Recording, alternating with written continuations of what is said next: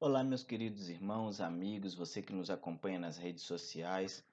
Hoje nós vamos dar prosseguimento a mais uma mensagem sobre o porquê creio. E hoje nós vamos estar falando sobre o porquê creio em Deus. Então, abra sua Bíblia no Salmo 53,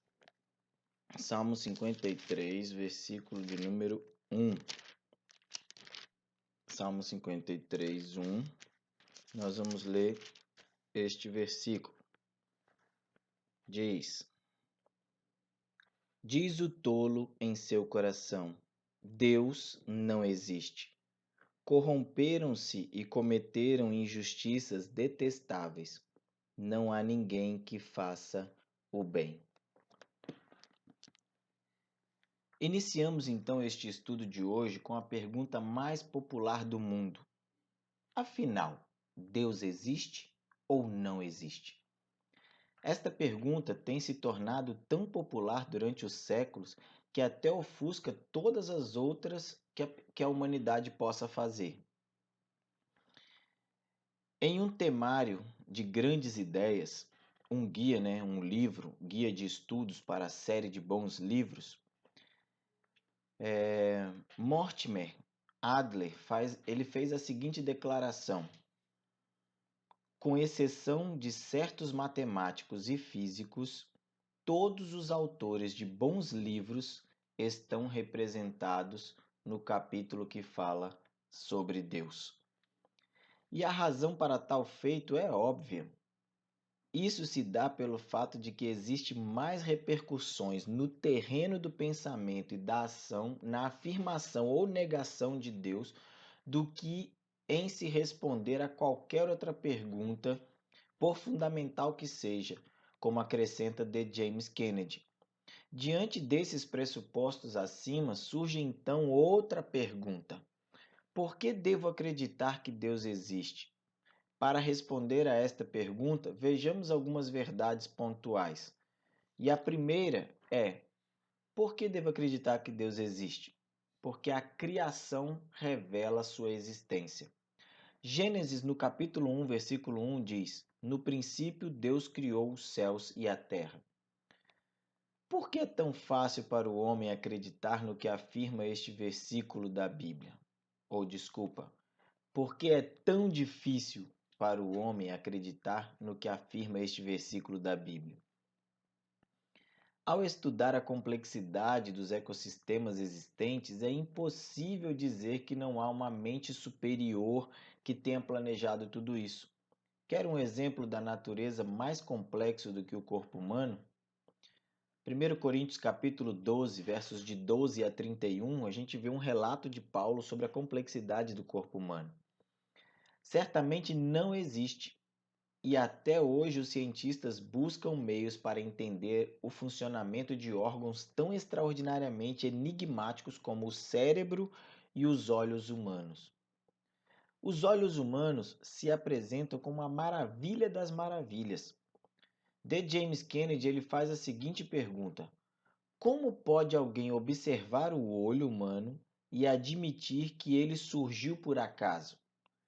Os evolucionistas nos dizem que onde houver uma necessidade, a natureza vai providenciar o que é necessário. Portanto, com base nesta afirmação, vejamos algumas peculiaridades do funcionamento dos olhos. Você já se perguntou como funciona o mecanismo das lágrimas no olho? O Dr. William Paley apresenta isso de forma espetacular no seu livro Teologia Natural. Ele diz o seguinte: a fim de conservar o olho umedecido e limpo, qualidades necessárias ao seu brilho e para sua utilização, ele é lavado constantemente por meio de uma secreção destinada a este fim, e a salmoura excedente é levada para o nariz através de uma perfuração no osso, da grossura de uma pena de ganso. Quando a secreção chega ao nariz, ela se espalha sobre a superfície interna da cavidade nasal e é evaporada pela passagem do ar quente que o curso da respiração lança continuamente sobre ela. É fácil perceber-se que o olho deve precisar de umidade, Mas poderia essa necessidade do olho gerar a glândula que produz a lágrima ou cavar o orifício por onde ela é descarregada? Um buraco no osso? Sabendo a complexidade deste mecanismo, outra proposta interessante surge para que ateus e evolucionistas expliquem quem cavou o buraco no osso e estabeleceu um sistema de evacuação de nossas lágrimas. Darwin admitiu que isso era um problema quando ele escreveu: parece impossível ou absurdo, reconheço, supor que a evolução pudesse formar a visão. Isso ele escreveu no livro A Origem das Espécies, na página 168.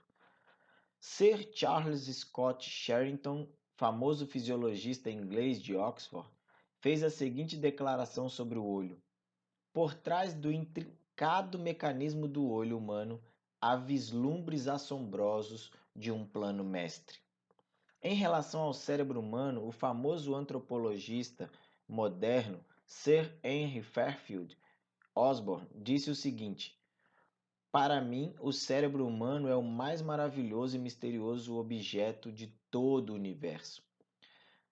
Por quê? Porque ele contém apenas 1,5 quilos e contendo 10 a 15 bilhões de neurônios vivos em si mesmos, é capaz de realizar tarefas de 500 toneladas de equipamentos eletrônicos e que eles não conseguiriam fazer, surpreendendo e intrigando até mesmo a própria mente humana. Até hoje a ciência não consegue dizer o que passa dentro do cérebro humano.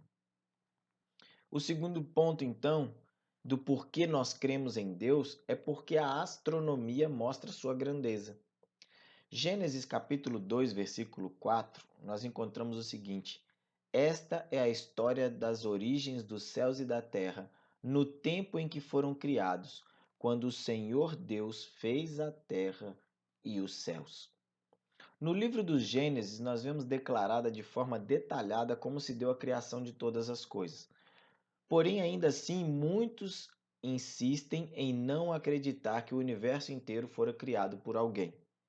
No entanto, atualmente existe um ramo da ciência que examina a maior porção da obra divina, que é a astronomia.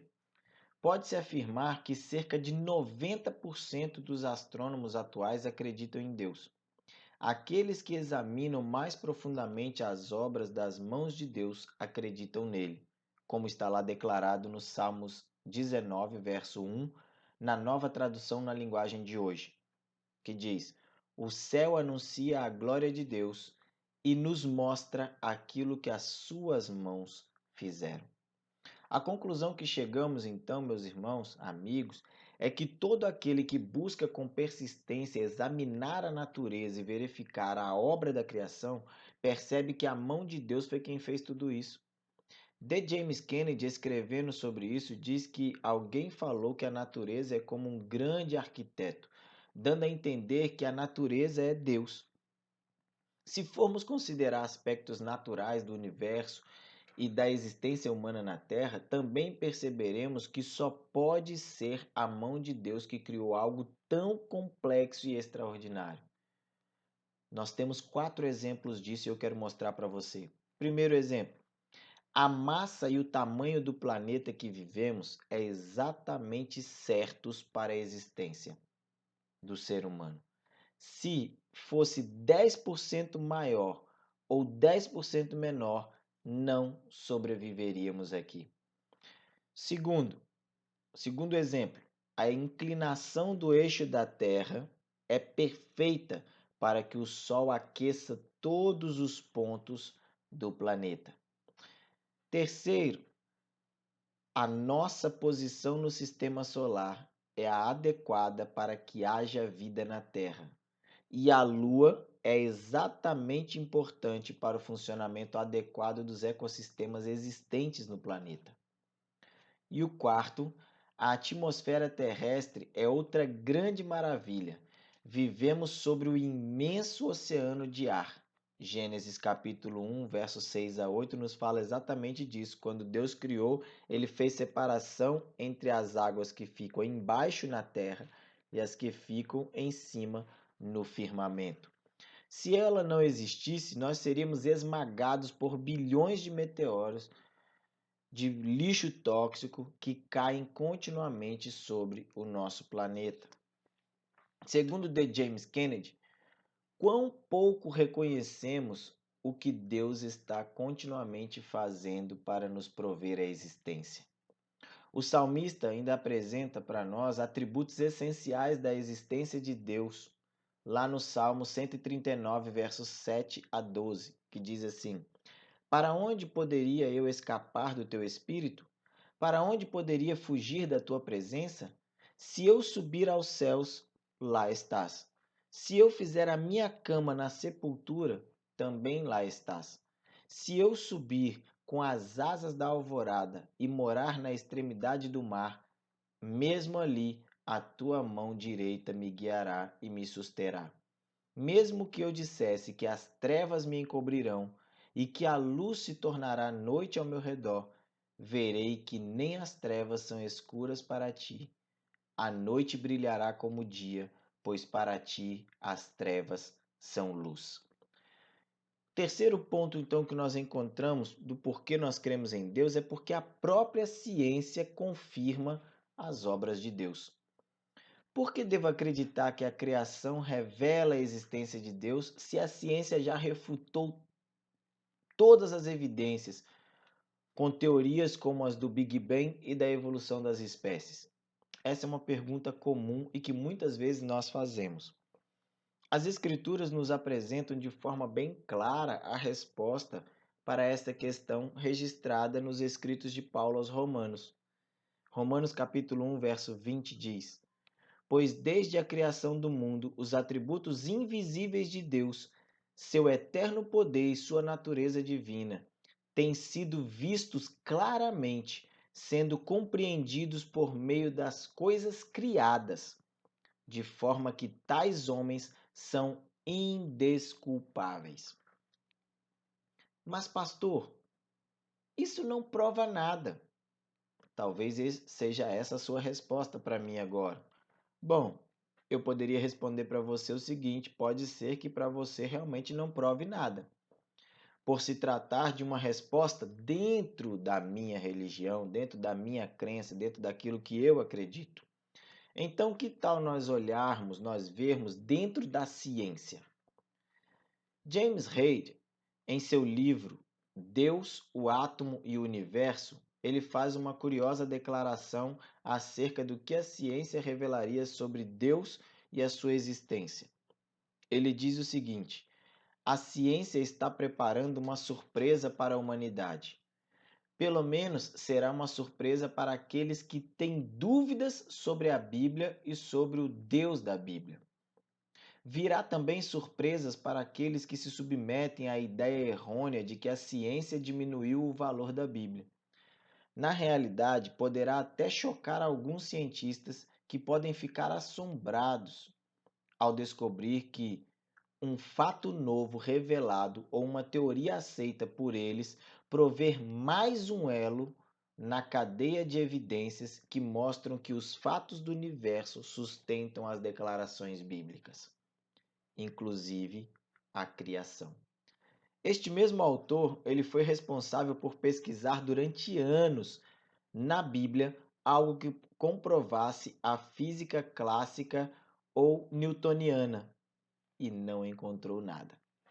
Porém, agora chega o século XXI e com ele a física quântica, com um conceito completamente novo sobre o universo. Quando descobertas científicas como a de Albert Einstein sobre a teoria da relatividade revelou a íntima relação entre a massa e a energia, ele logo observou que as novas descobertas científicas estavam estabelecendo ensinamentos apresentados nas Escrituras. A Bíblia, no livro dos Salmos, faz a seguinte declaração: Salmos 19:1. Os céus declaram a glória de Deus, o firmamento proclama a obra das suas mãos. E Einstein acrescenta a seguinte declaração em relação à existência de Deus. Revista Galileu, número 132, de julho de 2002. Acredito no Deus de Spinoza, que se revela na harmonia e na ordem da natureza. Tiago capítulo 2, verso 19 diz o seguinte: Você crê que existe um só Deus? Muito bem, até mesmo os demônios creem e tremem. Com base neste versículo, trazemos então uma outra citação da revista Galileu de julho de 2002. Diz o seguinte: ainda que a ciência não consiga encontrar explicações absolutas para os mistérios da fé, há evidências de que ela se manifesta na vida de todo ser humano, mesmo que não esteja relacionada à religiosidade. Mesmo com todo o universo e a ciência diariamente comprovando mais e mais que existe um ser superior que criou, dirige e governa todas as coisas, sempre haverão pessoas, sempre continuarão existindo pessoas que não acreditarão em Deus. Segundo o Dr. H.M. Morris, ele declara o seguinte: portanto, os homens que rejeitam ou ignoram a Deus o fazem não porque a ciência ou a razão requeira que eles façam, mas pura e simplesmente porque querem fazê-lo. A estes, Paulo responde da seguinte maneira: Romanos capítulo 8, Romanos capítulo 1, verso 28. Diz assim: visto que desprezaram o conhecimento de Deus, ele os entregou a uma disposição mental reprovável para praticarem o que não deviam. Concluindo então o nosso pensamento, não apenas estas são as razões convincentes para se crer na existência de Deus, mas também cremos porque cremos em Jesus Cristo. Hebreus capítulo 1, verso 1 e 2 diz o seguinte: há muito tempo Deus falou de muitas maneiras, de muitas vezes e de muitas maneiras aos nossos antepassados por meio dos profetas. Mas nestes últimos dias falou-nos por meio do Filho, a quem constituiu herdeiro de todas as coisas e por meio de quem fez o universo. Toda a obra descrita a respeito de Jesus nos evangelhos, que nós encontramos aqui, nos evangelhos, nos convencem da existência de Deus e do seu plano redentor para a humanidade. O que tem o incrédulo a oferecer diante disso, então? W.O. Saunders escreveu à revista American Magazine a seguinte declaração acerca de sua pessoa. Ele disse o seguinte: eu quero lhes apresentar uma das pessoas mais solitárias e infelizes do mundo. Eu estou falando a respeito do homem que não acredita em Deus. Eu posso acrescentar-lhes um homem assim porque eu sou um deles. E me apresentando a vocês, estarão sendo apresentados ao agnóstico, ao cético de sua própria vizinhança. Porque ele está em toda parte. Você vai se surpreender com o fato de que o agnóstico inveja a sua fé em Deus, a sua crença nos céus e na vida futura, e a sua abençoada certeza de encontrar-se com seus amados numa vida em que não existirão tristezas e dor. Ele daria tudo para possuir uma fé assim e ser confrontado por ela ou confortado por ela. Para ele só existe a sepultura. A única coisa que permanece é a matéria. Depois da sepultura, a única coisa que ele vê é a desintegração do protoplasma de sua vida psíquica. Mas essa visão materialista eu não encontro nem êxtase e nem felicidade. Para ele, este mundo é uma jangada manhosa, à deriva nas insondáveis águas da eternidade, sem horizonte à vista. Seu coração dói por cada vida preciosa embarcada nessa jangada. Vagando, vagando, vagando, ninguém sabe para onde. Diante disso, precisamos não apenas crer em Deus, mas também nos arrepender de nossos pecados. É meu desejo sincero que esta mesma certeza possa ser a sua, se é que você ainda não a possui. Eu posso perguntar então, a partir de hoje, você confia em Deus? Você acredita nele? Você acredita que ele é o Criador de todas as coisas? Se ainda não fez, se você ainda não acredita, este é o momento de você tomar a sua decisão e de você passar, a partir de hoje, crer em Deus como um Deus verdadeiro e que a ciência prova que ele existe. Sabe por quê?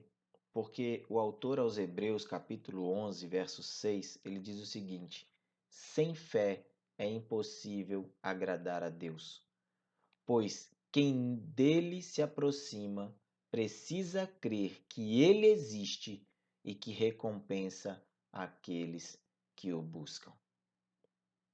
Que você seja também esta pessoa que crê em Deus e que queira buscá-lo para que ele possa recompensá-lo. Que Deus abençoe você.